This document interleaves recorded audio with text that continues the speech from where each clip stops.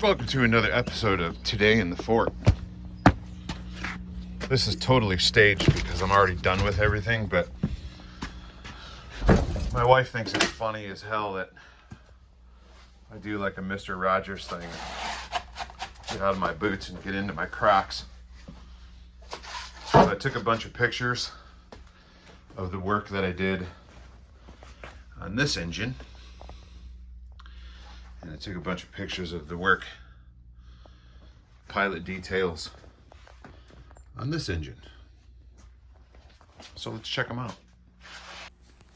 So anybody that knows my channel knows that I go to the Riverside Railroad Club every Tuesday afternoon and I run trains and I try to get a video loaded.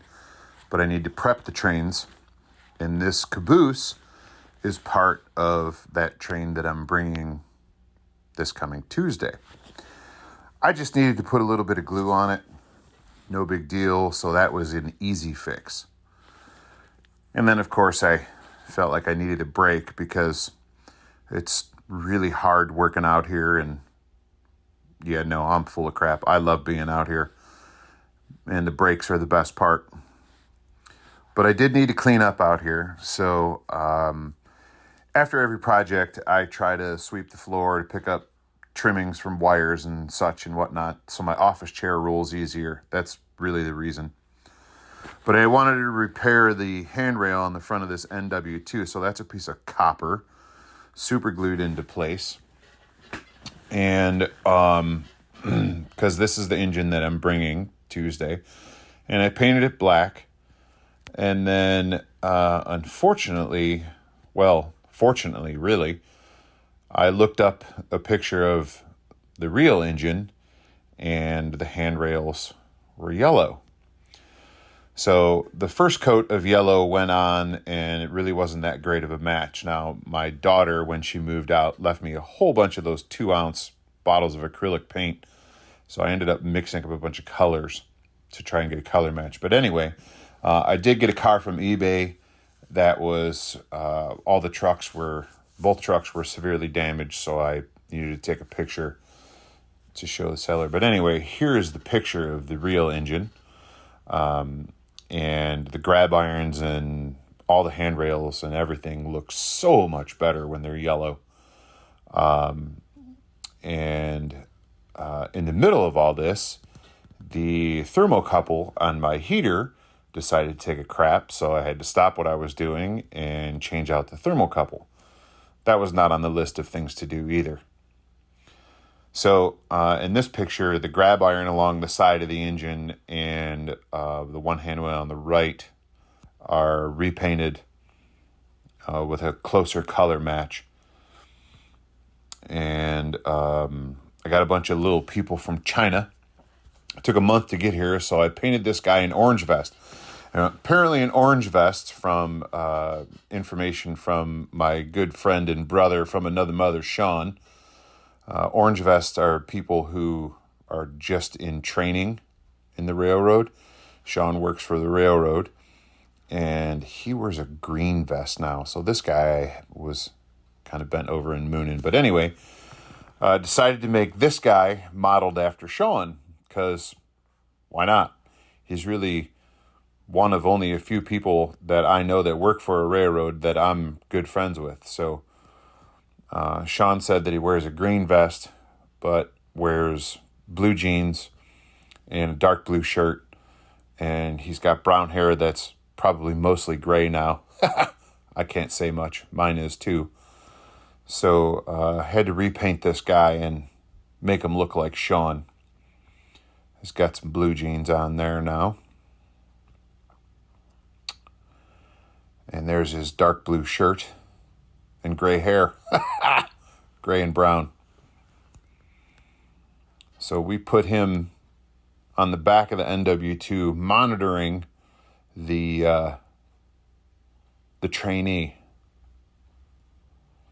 So much better with yellow handrails. I don't know why USA Trains put black ones on. They could have easily made them yellow.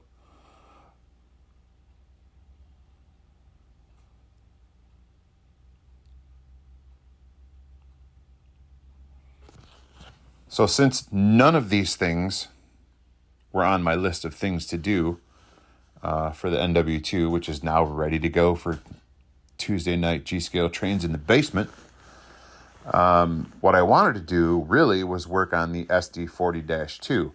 I got cam pack boxes from Camarillo, Colin Camarillo, to make the pilots on the SD40-2 look a little more prototypical. Oh, and there's a duck on there because my buddy Walt has a pocket full of ducks, and everywhere he goes, he leaves a duck. I don't get it, but whatever, I'll play along. So in the foreground here is a new plow that's going to go on the SD40-2 and cam pack boxes and filler plates in the background. And then, of course, unplanned, I had to rebuild a pump for my fish room. I have 3 or 4, actually probably 4 or 5 of these pumps. I've rebuilt them several times. That's the diaphragm. I know it has nothing to do with trains, but it's really nice working out in the shop here. In the fort, I should say. So I rebuilt that. You can see the difference of the old stuff versus the new stuff. And it works great. Now. Works great now.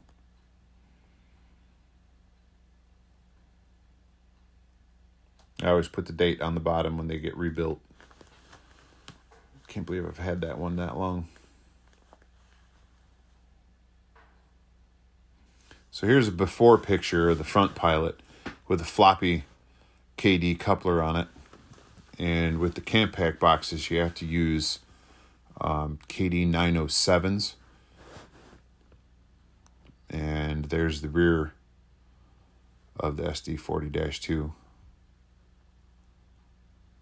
Probably one of the most favorite engines that I have here. I say that about every engine. That's why there's so many. And then, of course, it's break time again because why not? Heck, I'm sitting in my recliner right now, voicing over these pictures. So the really cool thing is Colin on his website has very wonderful instructions on how to put the cam pack boxes in for that more prototypical look.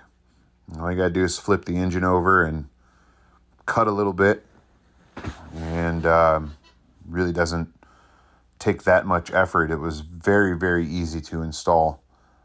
Thank God for those wonderful instructions. And there's the backside after picture. Painted some detail. Made the coupler nice and rusty. Put a little gold tip on the end of the air hose on the bottom of the coupler. Really, really happy with how these came out. This engine finally, after all these years of owning it, looks like it's finished. Thanks, Colin. You're the man. There's the front. I know the hoses don't get attached to the plow, but the plow had a shape for a cutout where the hoses would come through, but I didn't want to get into cutting it.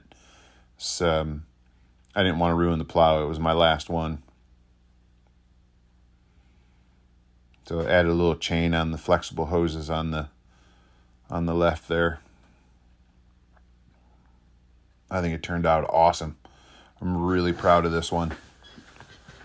I like to do the details on the pilots of engines.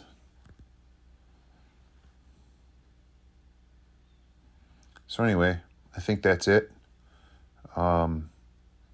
Thanks for watching.